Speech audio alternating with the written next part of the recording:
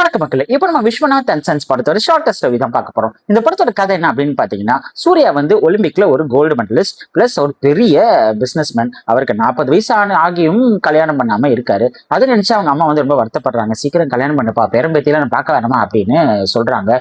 கொஞ்சம் மாசத்துக்கு அப்புறம் அவர் ஒரு குழந்தையோட திடீர்னு வராரு. அந்த குழந்தை யாருது அப்படின்னு சொல்லிட்டு பயங்கரமா எல்லாரும் ஷாக்கா பாக்குறாங்க. அதுக்கப்புறம் என்ன நடக்குது அப்படிங்கிறத மீதி கதை.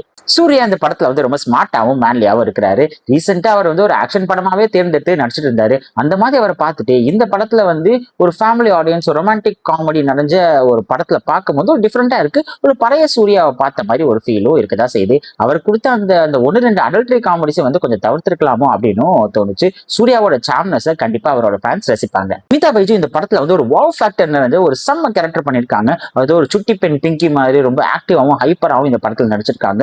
கொஞ்சம் லைட்டா மிஸ் ஆயிருந்தாலும் அந்த கேரக்டர் வந்து வேற மாதிரி போயிருந்திருக்கும். அதை வந்து ரொம்ப நல்லா மெயின்டைன் பண்ணி சூப்பராகவே எடுத்துட்டு போயிருக்காங்க. ஃபர்ஸ்ட் ஹாஃப்ல பாத்தீங்கன்னா இவங்க தான் ஹீரோவோ அப்படின்னு தோன்ற மாதிரி ஒரு சூப்பர் பர்ஃபார்மன்ஸ் தான் கொடுத்திருந்தாங்க.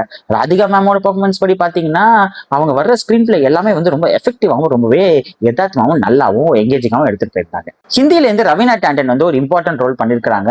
பட் இருந்தாலும் அவங்களோட டப்பிங்கோட லிப்சிங்க் வந்து சுத்தமா நிறைய இடத்துல செட்டே ஆகல. என்னப்பா நம்ம ஊர்ல ஆளுங்களே இல்லையா, எதுக்கு ஹிந்தில இருந்து எடுத்துட்டு வந்திருக்காங்க, இங்க இருக்கிறவங்க யாரா நடிக்க வச்சிருந்திருக்கலாமோ அப்படின்னு தோணுச்சு. ஜிவி பிரகாஷோட மியூசிக் வந்து ஆல்ரெடி இந்த படத்துல செம்ம ஹிட் தான். பிஜிஎமும் பாத்தீங்கன்னா இந்த ஸ்கிரீன் பிளேக்கு தகுந்த மாதிரி நல்லா எங்கேஜிங்காகவும் என்டர்டெய்னிங்காகவும் பண்ணியிருந்தாரு. இந்த படத்தோட டேரக்டர் வெங்கி எல்லூரி இதுக்கு முன்னாடி வாத்தி, லக்கி பாஸ்கர் போன்ற வெற்றி படங்களை எடுத்தவர். இந்த படத்துல பாத்தீங்கன்னா வந்து காமெடிக்கு காமெடியும் இருக்கும், ஆக்ஷனுக்கு ஆக்ஷனும் இருக்கும், சென்டிமெண்ட்டுக்கும் சென்டிமெண்ட்டும் இருக்கும் அப்படிங்கிற மாதிரி ஒரு கலவையை தான் கொடுத்திருக்காரு. சென்டிமெண்ட்லயே பாத்தீங்கன்னா mother sentiment, father sentiment, sister sentiment, lover sentiment, baby சென்டிமெண்ட்னு சொல்லிட்டு நிறைய விதமான சென்டிமெண்ட் இந்த படத்துல வச்சிருக்காரு. ஃபர்ஸ்ட் ஹாஃப் பாத்தீங்கன்னா நல்ல காமெடியாவும் எமோஷனலாவும் ஒரு சூப்பரான ஃபர்ஸ்ட் ஹாஃபா தான் முடியுது. செகண்ட் ஹாஃபா நல்லா தான் ஆரம்பிக்குது. பட் என்ன ஆச்சுன்னு தெரியல, திடீர்னு வந்து ஒரு சின்ன கான்செப்ட் எடுத்து மெயின் கருவை நவட்டி விட்டுட்டு எங்கெங்கயோ என்னென்னமோ காமிக்கிறாங்க.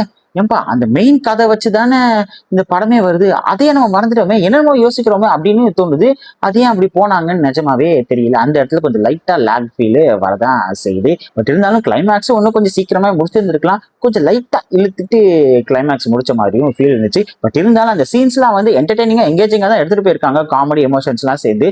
பட் இருந்தாலும் எதுக்கு தேவையில்லாம எடுத்துட்டு போனாங்களோ அப்படின்னு ஒரு ஃபீல் வரதான் செஞ்சிச்சு. இது யாருக்கான படம் அப்படின்னு பாத்தீங்கன்னா, எனக்கு ஒரு மசாலா கலந்த ஒரு ஆக்ஷன் பேக்டு படம் தான்ப்பா பிடிக்கும் அப்படின்னு நினைக்கிற ஆடியன்ஸ்க்குலாம் வந்து இது ஒரு ஆவரேஜான படமா தான் இருக்கும். மற்றபடி வந்து 16+ மெச்சூர் ஃபேமிலி ஆடியன்ஸ் கண்டிப்பா இந்த படத்தை தியேட்டர்ல போய் பார்க்கலாம். இந்த ஹேட்டர்ஸ்லாம் படம் முடியறதுக்கு முன்னாடியே வந்து கமெண்ட் செக்ஷன்ல வந்து பயங்கரம் வந்து நல்லா இல்ல மொக்க படம் அப்படி இப்படின்னு பேச ஆரம்பிச்சிட்டாங்க. அதை எதுவுமே வந்து மைண்ட்ல எடுத்துக்காதீங்க. நீங்க எக்ஸ்பெக்டேஷன்ஸ் எதுவும் செட் பண்ணாம இந்த படத்தை நீங்க தியேட்டர்ல பாத்தீங்கன்னா கண்டிப்பா உங்களை சாட்டிஸ்ஃபை பண்ணும்.